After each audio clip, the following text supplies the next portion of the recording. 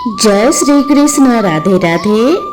आप सभी श्रोताओं को आषाढ़ मास के कृष्ण पक्ष की योगिनी एकादशी की हार्दिक शुभकामनाएं। आज की इस वीडियो में आप सुनेंगे योगिनी एकादशी की व्रत कथा। योगिनी का अर्थ होता है जिसने इंद्रियों को वश में कर लिया हो। योगिनी एकादशी का व्रत रखने और इसकी कथा को सुनने से 88,000 ब्राह्मणों को भोजन कराने के बराबर फल की प्राप्ति होती है एवं मनुष्यों की सभी मनोकामनाएं पूर्ण हो जाती हैं। तो आइए बड़ी ही श्रद्धा और प्रसन्न चित्त मन से इस कथा का श्रवण करते हैं। तो बोलिए श्री हरि विष्णु जी की जय। महाभारत काल की बात है। एक बार धर्मराज युधिष्ठिर ने भगवान श्री कृष्ण से कहा कि हे त्रिलोकीनाथ, मैंने ज्येष्ठ मास के शुक्ल पक्ष की निर्जला एकादशी की कथा सुनी, जिसे सुनकर बहुत ही अच्छा लगा। अब आप कृपया करके आषाढ़ मास के कृष्ण पक्ष की एकादशी की कथा सुनाइए। इस एकादशी का नाम क्या है तथा इस एकादशी का क्या महत्व है, विस्तार पूर्वक मुझे सुनाइए। यह सुनकर श्री कृष्ण भगवान ने कहा कि हे पांडुपुत्र, आषाढ़ मास के कृष्ण पक्ष की एकादशी का नाम योगिनी एकादशी है। इस व्रत को करने से सभी पाप नष्ट हो जाते हैं। इस व्रत को करने वाला व्यक्ति श्राप से मुक्ति पाता है। यह व्रत इस लोक में तथा परलोक में मुक्ति देने वाला है। हे धर्मराज, यह एकादशी तीनों लोकों में प्रसिद्ध है। इस व्रत से सभी पाप नष्ट हो जाते हैं। तुम्हें मैं पुराणों में कही हुई कथा सुनाता हूँ, जिसे तुम ध्यान पूर्वक सुनो। अलकापुरी नाम की एक नगरी थी। उस नगरी में कुबेर नाम का एक राजा राज्य करता था। राजा कुबेर परम शिव भक्त था। वह पूरी विधि विधान से रोजाना भगवान भोलेनाथ की पूजा अर्चना किया करता था। राजा कुबेर का एक यक्ष सेवक था, जिसका नाम था हेममाली। वह राजा की शिव की पूजा के लिए रोजाना ताजे फूल तोड़कर लाया करता था। हेममाली की विशालाक्षी नाम की बहुत ही सुंदर पत्नी थी। वह अपनी पत्नी से खूब प्रेम करता था। एक दिन की बात है, राजा का सेवक हेममाली मानसरोवर से फूल लाने गया तो फूल लेकर सीधा अपने घर अपने पत्नी से मिलने के लिए चला गया।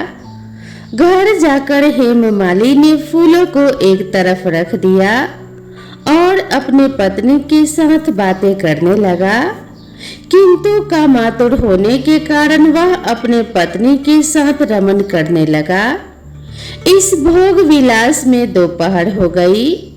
वह भूल चुका था कि राजा ने मुझे किस काम के लिए भेजा था।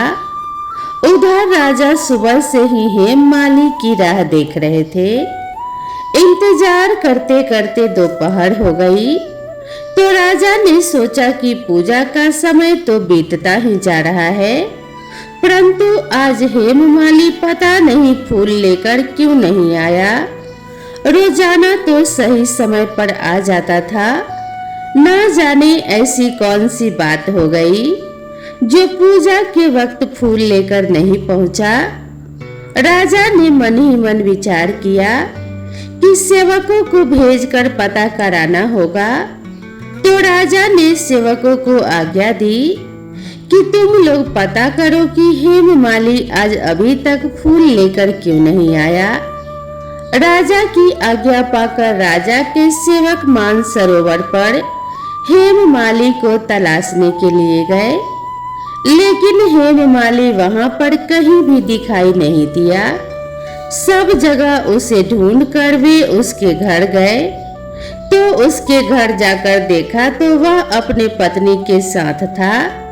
सभी सैनिक सीधे राजा के पास आए और कहने लगे कि हे महाराज, आज हेममाली तो अपने पत्नी के साथ रमन कर रहा है, यह सुनकर राजा को बहुत ही गुस्सा आया और वे सोचने लगे कि वह ऐसा कैसे कर सकता है। वह वर्षों से शिव जी की पूजा के लिए नियमित समय पर फूल लेकर आता है। अत्यधिक गुस्से के साथ राजा कुबेर ने हेममाली को बुलाने की आज्ञा दी। जैसे ही राजा के सैनिक हेममाली को बुलाने के लिए उसके घर गए तो वह बुरी तरह से डर गया और डर से कांपता हुआ राजा के सामने उपस्थित हुआ। राजा उसे देखते ही बहुत क्रोधित हो गए और क्रोध में राजा कुबेर के होंठ फड़फड़ाने लगे। राजा ने गुस्से में कहा, अरे अधम, तूने मेरे परम पूजनीय देवों के देव भगवान शिव जी का अपमान किया है। मैं तुझे श्राप देता हूँ कि तू स्त्री के वियोग में तड़पे और मृत्यु लोक में जाकर कोढ़ी का जीवन व्यतीत करे। राजा कुबेर के श्राप से हेममाली उसी समय स्वर्ग से पृथ्वी पर जा गिरा और कोढ़ी हो गया। उसकी पत्नी भी अचानक से गायब हो गई। मृत्यु लोक में आकर उसने अर्थात हेममाली अनेक भयंकर कष्ट भोगने लगा, किंतु शिव जी की कृपा से उसकी बुद्धि मलिन नहीं हुई। उसे अपने पूर्व जन्म का सब कुछ याद था। वह अनेक कष्टों को भोगता हुआ तथा अपने पूर्व जन्म के कुकर्मों को याद करता हुआ हिमालय पर्वत की तरफ चल पड़ा। चलते चलते वह मार्कंडेय ऋषि के आश्रम में जा पहुंचा। वे ऋषि अत्यंत तपस्वी थे। ऐसे प्रतीत हो रहे थे मानो ब्रह्मा जी हो, और उनका आश्रम भी ब्रह्मा जी की सभा के समान ही शोभा दे रहा था। ऋषि को देखकर हेममाली वहां गया। उन्हें प्रणाम करके उनके चरणों में गिर पड़ा और विनती करने लगा कि हे ऋषिवर, मुझे इस श्राप से मुक्ति दिलाओ। तो हेममाली को देखकर मार्कंडेय ऋषि ने कहा कि तूने कौन से निकृष्ट कर्म किए हैं जिससे तुझे कोढ़ हो गया और तू भयानक कष्ट को भोग रहा है, मुझे विस्तार पूर्वक बताओ। महर्षि की बात सुनकर हेममाली बोला कि हे मुनि श्रेष्ठ, आपसे कुछ भी छुपा नहीं है। मैं राजा कुबेर का अनुचर था और मेरा नाम हेममाली है। मैं प्रतिदिन मानस सरोवर से ताजा फूल लेकर शिव जी की पूजा के लिए राजा को दिया करता था। एक दिन मैं मानस सरोवर से सीधे फूल लेकर अपने घर को चला गया और वहां अपने पत्नी के साथ समय बिताने लगा। मुझे समय का बिल्कुल भी ज्ञान नहीं रहा और न जाने कब दोपहर हो गई। राजा फूलों का इंतजार करते करते क्रोधित हो गए। उन्होंने मुझे बुलाने के लिए अपने सेवकों को भेजा। तब मुझे आभास हुआ कि आज मुझसे कितनी बड़ी गलती हो गई। लेकिन जब मैं जैसे ही राजा के पास पहुंचा तो राजा ने क्रोधित होकर मुझे श्राप दे दिया। श्राप देते हुए राजा ने कहा कि तू अपनी स्त्री का वियोग और मृत्यु लोक में जाकर कोढ़ी बनकर दुख भोगेगा। इसी कारण से मैं कोढ़ी हो गया हूँ तथा इस पृथ्वी पर भयंकर से भयंकर कष्ट को भोग रहा हूँ। हे ऋषिवर, आप कृपया करके मुझे कोई ऐसा उपाय बताइए जिससे मेरी मुक्ति हो जाए। सारी बात सुनकर मार्कंडेय ऋषि ने कहा कि हे हेममाली, तूने मेरे सम्मुख सत्य वचन कहे हैं, इसीलिए मैं तेरे उद्धार के लिए एक व्रत बताता हूँ। यदि तू आषाढ़ मास के कृष्ण पक्ष की योगिनी नामक एकादशी का व्रत करेगा तो तेरे सभी पाप नष्ट हो जाएंगे। योगिनी एकादशी का व्रत करने से व्यक्ति बहुत ही जल्द श्राप मुक्त हो जाता है। महर्षि के यह वचन सुनकर हेममाली बहुत ही खुश हो गया और उनके वचनों के अनुसार योगिनी एकादशी का व्रत विधि विधान पूर्वक करने लगा। इस योगिनी एकादशी व्रत के प्रभाव से वह अपने पुराने स्वरूप में आ गया और अपने पत्नी के साथ सुख पूर्वक रहने लगा।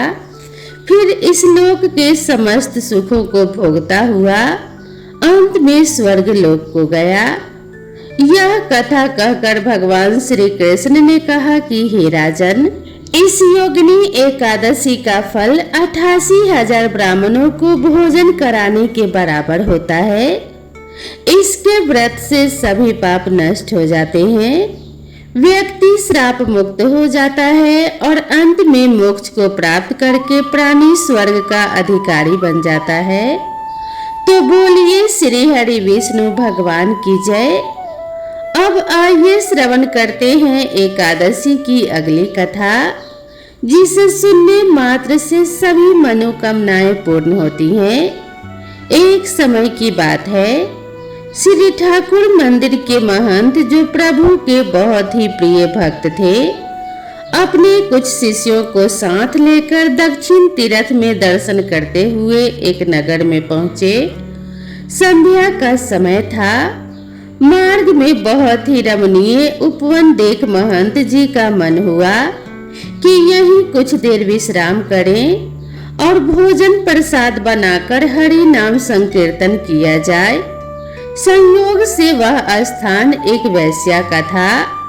वैश्या वहीं पास के भवन में रहती थी।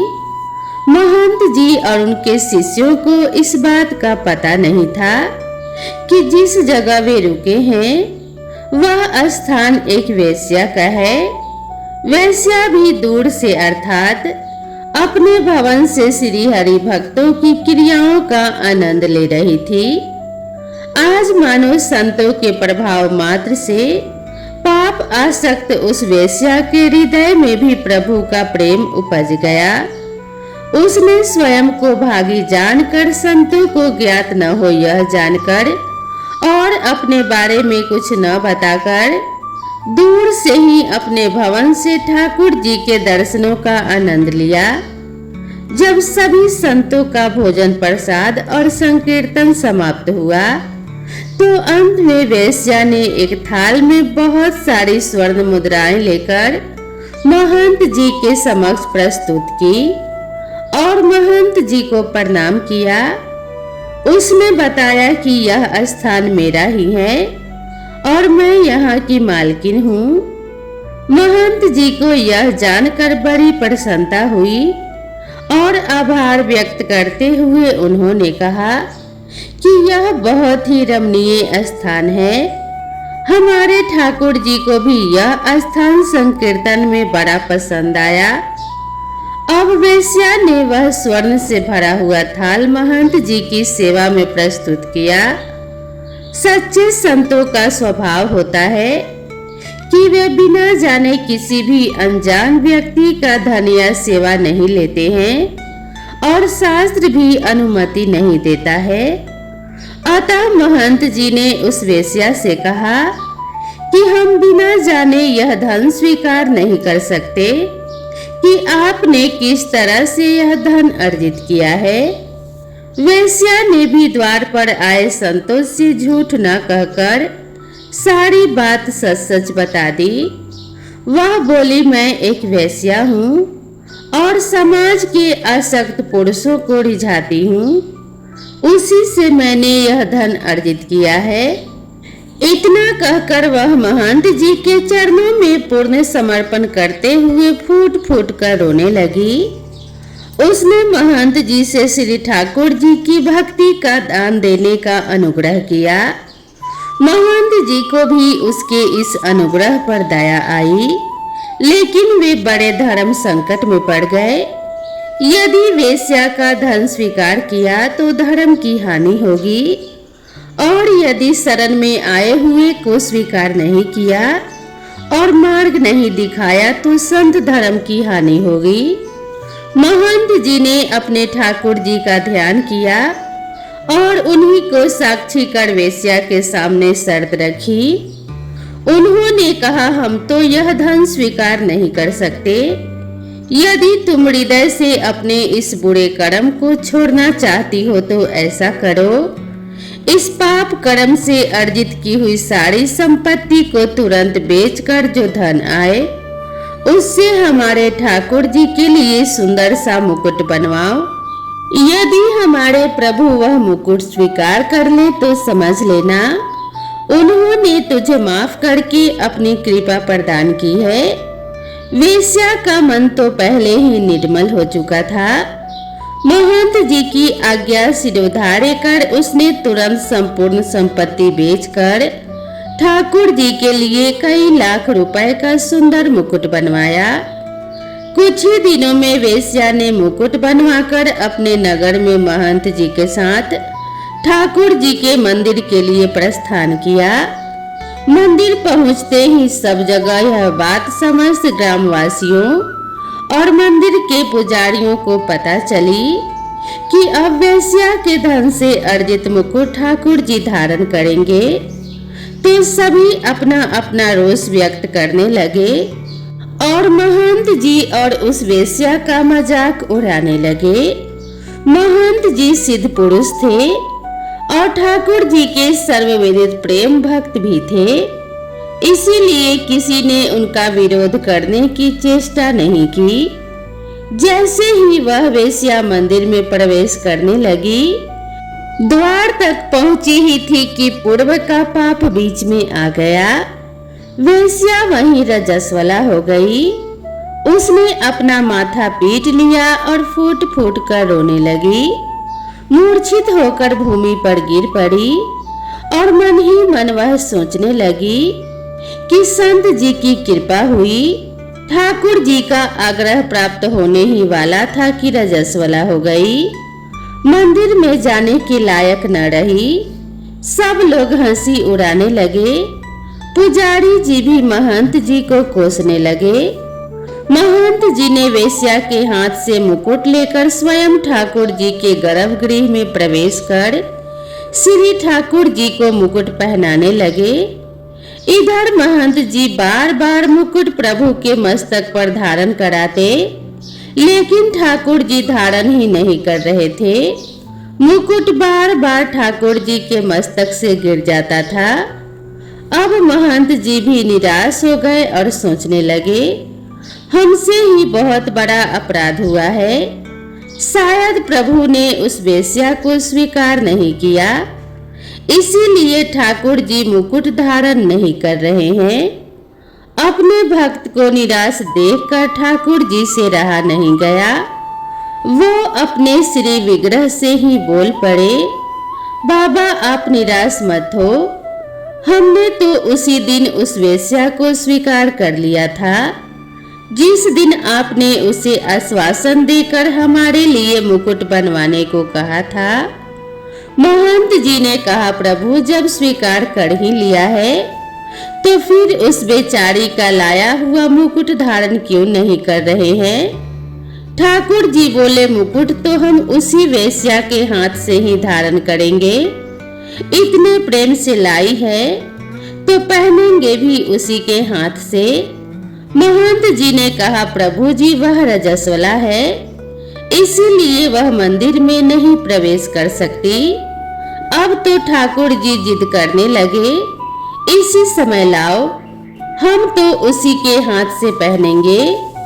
मंदिर के समस्त पुजारियों ने प्रभु की यह आज्ञा सुनकर दांतों तले उंगलियां दबा ली। सभी विस्मित हो गए। संपूर्ण मंदिर में हाहाकार मच गया। जिसने सुना वह अचंभित हो गया। ठाकुर जी की आज्ञा को सिरोधार कर सैकड़ों लोगों की उपस्थिति में उस वेश्या को सम्मान पूर्वक मंदिर में प्रवेश करवाया गया। अपने हाथों से वेश्या ठाकुर जी को मुकुट धारण कराने लगी। नैनों से अविरल आंसू की धाराएं बह रही थी। कितनी अद्भुत दशा हुई होगी, जरा सोचिए। ठाकुर जी भक्त की इस दशा का तो आनंद ही ले रहे थे। ठाकुर जी का श्री विग्रह बहुत बड़ा होने के कारण ऊपर चढ़कर मुकुट पहनाना पड़ता है। भक्त के अश्रु से प्रभु के संपूर्ण मुखारविंद का मानो अभिषेक हो गया। वेश्या के मुख से शब्द नहीं निकल रहे थे, नयन अविरल अश्रु बहा रहे थे। आज ठाकुर जी ने उस प्रेम स्वरूप भेंट स्वीकार करने हेतु अपना मस्तक नीचे झुका दिया और मुकुट धारण कर उस वेश्या को वह पद प्रदान किया जिसके लिए बड़े बड़े देवता संत महात्मा हजारों वर्ष तक अनुष्ठान करते हैं, लेकिन उन महाप्रभु का अनुग्रह प्राप्त करने में असमर्थ रहते हैं। दीन दयाल करुणा निधान प्रभु के पास जब किसी भक्त की करुण पुकार पहुंचती है तो वे अपने आप को रोक नहीं पाते और दौड़े दौड़े चले आते हैं अपने भक्त के पास। तो बोलिए एकादशी माता की जय। अब आइए तुलसी माता की कथा को सुनते हैं। कहते हैं कि तुलसी माता की कथा को सुनने से ही एकादशी व्रत कथा पूर्ण माना जाता है और सभी मनोकामनाएं पूर्ण होती हैं। सावर्णी मुनि की पुत्री तुलसी अपूर्व सुंदरी थी। उनकी इच्छा थी कि उनका विवाह भगवान नारायण के साथ हो। इसके लिए उन्होंने नारायण पर्वत की घाटी में स्थित बद्री वन में घोर तपस्या की। दीर्घ काल तक तपस्या करने के उपरांत ब्रह्मा जी ने प्रसन्न होकर दर्शन दिया और वर मांगने को कहा। तुलसी जी ने कहा कि हे सृष्टिकर्ता ब्रह्मदेव, आप अंतर्यामी हैं, सबके मन की बात जानते हैं। फिर भी मैं अपनी इच्छा आपसे बताती हूँ। मैं चाहती हूँ कि भगवान श्री नारायण मुझे पति रूप में मिले।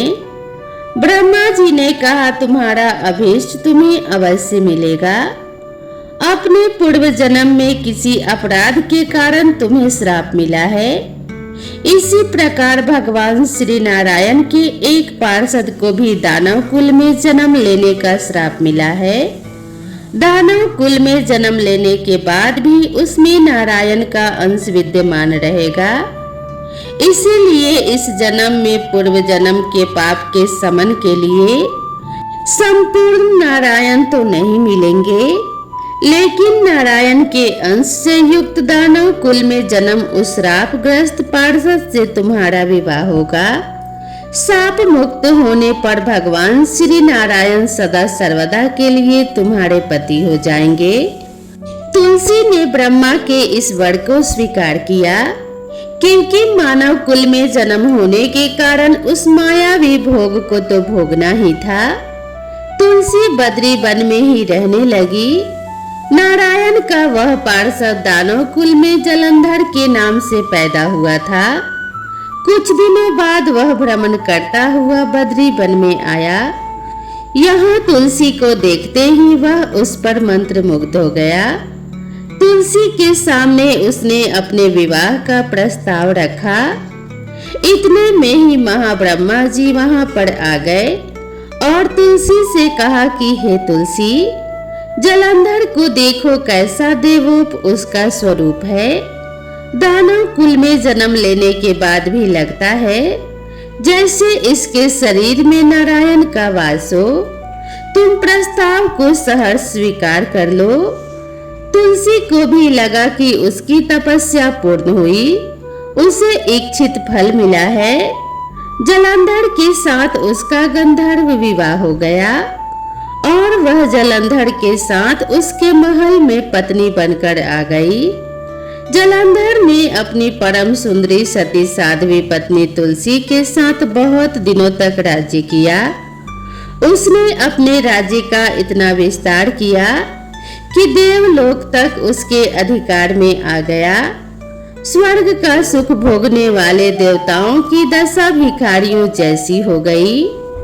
जलंधर किसी को कष्ट नहीं देता था, पर अधिकार और राज्य छिन जाने से सारे देवता मिलकर ब्रह्मा, विष्णु और शिव जी की सभा में गए तथा अपनी विपत्ति सुनाई। ब्रह्मा जी ने कहा, तुलसी परम साध्वी है, उसका विवाह जलंधर से मैंने ही कराया था। जलंधर को तब तक नहीं हराया या मारा जा सकता जब तक तुलसी को छला न जाए। भगवान श्री हरि विष्णु जी ने कहा, जलंधर पूर्व जन्म में मेरा पार्षद था। श्राप के कारण उसे दैत्य कुल में जन्म लेना पड़ा। इस जन्म में भी मेरा अंश उसमें व्याप्त है। साथ ही तुलसी के पतिव्रत धर्म से वह अजय है। फिर देवताओं की सहमति से भगवान शिव ने जलंधर के पास संदेश भेजा कि या तो वह देवताओं को राज्य लौटा दे या फिर उनसे युद्ध करे। जलंधर भगवान शंकर के पास पहुंचा। उसने कहा, देवादिदेव, आपके लिए देवताओं का पक्ष लेना उचित नहीं है। राज्य बढ़ाना हर राजा का कर्तव्य है। मैं किसी को दुखी नहीं कर रहा हूँ। देवताओं से कहिए कि वे मेरी प्रजा बनकर रहे। मैंने आपका कोई भी अपमान नहीं किया है। हमारा आपका युद्ध शोभा नहीं देता है। अगर आप हार गए तो बड़ी लज्जा की बात होगी। मैं हार गया तो आपकी कीर्ति बहुत अधिक नहीं बढ़ेगी। भगवान शंकर फिर हंसने लगे। वे तो सब रहस्य समझते थे। तुलसी और जलंधर के पूर्व जन्म के श्राप की अवधि लगभग पूरी हो चुकी थी। फिर शंकर जी बोले, इसमें कीर्ति और लज्जा की बात नहीं है। तुम देवों को राज्य लौटाकर उन्हें उनके पद पर प्रतिष्ठित होने दो। युद्ध से बचने का यही एक उपाय है। जलंधर ने कहा, मैंने युद्ध के बल से देवलोक जीता है। कोई उसे युद्ध के द्वारा ही वापस ले सकता है। यह मेरा अंतिम उत्तर है। अब मैं जा रहा हूँ। ऐसा कहकर जलंधर चला गया। उसने अपनी पत्नी तुलसी को सारी बातें बताई और कहा, कर्म भोग सब काल के सूत्र में बंधा है। जीवन में हर्ष सुख भय सुख दुख मंगल अमंगल काल के अधीन है। हम तो केवल निमित्त मात्र हैं। संभव है भगवान शिव देवों का पक्ष लेकर मुझसे युद्ध करें, लेकिन तुम चिंता मत करना। तुम्हारा सती तेज मेरी रक्षा करेगा। दूसरे दिन भगवान शंकर के नेतृत्व में देवताओं ने युद्ध छेड़ दिया। जलंधर ने भीषण बाणों की वर्षा कर उनका वेग रोका। उसके प्रहार से देवता डगमगाने लगे। उसने दानवी शक्ति का प्रयोग कर मायावी युद्ध आरंभ किया। युद्ध स्थल पर वह किसी को भी दिखाई नहीं देता था, पर उसके अस्त्र शस्त्र प्रहार कर देवों को घायल कर रहे थे। देवगण अपने अस्त्र चलाएं तो किस पर चलाएं, क्योंकि कोई शत्रु सामने था ही नहीं। कई दिनों तक इस तरह भयंकर युद्ध चला और जलंधर पराजित नहीं हुआ। तब शिवजी ने विष्णु जी से कहा, विष्णु कुछ तो उपाय करो, अन्यथा मेरा तो सारा यश मिट्टी में मिल जाएगा। विष्णु जी ने सोचा, बल से तो जलंधर को हराया नहीं जा सकता, इसीलिए छल का सहारा ही लेना पड़ेगा। उन्होंने तुरंत अपना स्वरूप जलंधर जैसा बनाया और अस्त्र शस्त्र से सुसज्जित हो तुलसी जी के पास पहुंच गया और बोला, प्रिय, मैं युद्ध जीत गया। सारे देवता भगवान शंकर समेत मुझसे हार गए। इसी खुशी में आओ मैं तुम्हें अपने अंग से लगा लूं। पति को प्रत्यक्ष खड़ा देख तथा विजय का समाचार सुन वह दौड़कर मायावी जलंधर के गले से लिपट गई। इस प्रकार पति पत्नी दोनों ने आलिंगन हो खूब खुशी मनाई। पर पुरुष के साथ इस प्रकार के व्यवहार से उसका सती तेज नष्ट हो गया। उसका सती तेज जो जलंधर की कवच के रूप में रक्षा कर रहा था, वह कवच नष्ट हो गया। जलंधर शक्तिहीन हो गया। यह जानते ही भगवान शंकर ने उस पर अपने त्रिशूल से प्रहार किया। त्रिशूल के लगते ही जलंधर जलकर भस्म हो गया। जलंधर के मरने को जानकर भगवान विष्णु अपने असली रूप में आ गए। सामने अपने पति जलंधर के स्थान पर भगवान विष्णु को खड़ा देख तुलसी बहुत विस्मित हुई। उसको पता लग गया कि स्वयं नारायण ने उसके साथ छल किया है। क्रोध में आकर तुलसी जी ने श्राप दिया और भगवान विष्णु से कहने लगी, एक सती स्त्री का सतीत्व भंग करने के अपराध में तुम हृदयहीन पत्थर हो जाओ। विष्णु जी ने तुलसी के श्राप को सिरोधार्य कर कहा कि हे देवी, तुम्हारे तथा जलंधर के कल्याण के लिए मुझे ऐसा करना पड़ा। तुम दोनों को श्राप मुक्त करना था। तुम भी अब अपना शरीर का त्याग कर तुलसी बिरवा के रूप में जन्म लोगी और मेरी पूजा तुलसी दल से होगी। मैं शालिग्राम पत्थर बनूंगा। मेरे शीश पर तुम आदर से विराजमान होगी। तुम्हारे पति के हड्डियों के चूर्ण से शंख की उत्पत्ति होगी। उस शंख ध्वनि से देवताओं तथा मेरी पूजा आराधना होगी। जहाँ शंख ध्वनि होगी वहाँ मंगल में मैं विराजमान रहूंगा। तुमने पूर्व जन्म में बद्री वन में मुझे पाने के लिए बड़ी तपस्या की थी। अब अगले जन्म में मैं नारायण के रूप में बद्रीनाथ वन में स्थापित होऊंगा और मेरी पूजा अर्चना फल फूल से ना होकर तुम्हारी तुलसी दल से होगी। मेरे शीश पर विराजमान होकर तुम मुझसे भी ऊंचा पद प्राप्त करोगी। तो बोलिए श्री लक्ष्मी नारायण भगवान की जय। बोलिए श्री तुलसी शालिग्राम जी की जय। भगवान विष्णु और माता लक्ष्मी की कृपा आप सभी भक्तों पर सदा सर्वदा बनी रहे। इसी मंगल कामना के साथ आज के वीडियो को यहीं पर समाप्त करते हैं। आप सभी भक्तों का सदा कल्याण हो। तो मिलते हैं इसी तरह की नेक्स्ट वीडियो में। तब तक आप सभी दोस्तों से निवेदन है कि चैनल पर पहली बार आए हैं तो इसे सब्सक्राइब जरूर करें। वीडियो पसंद आई हो तो इसे एक लाइक जरूर करें। तो मिलते हैं इसी तरह की नेक्स्ट वीडियो में। तब तक के लिए राधे राधे।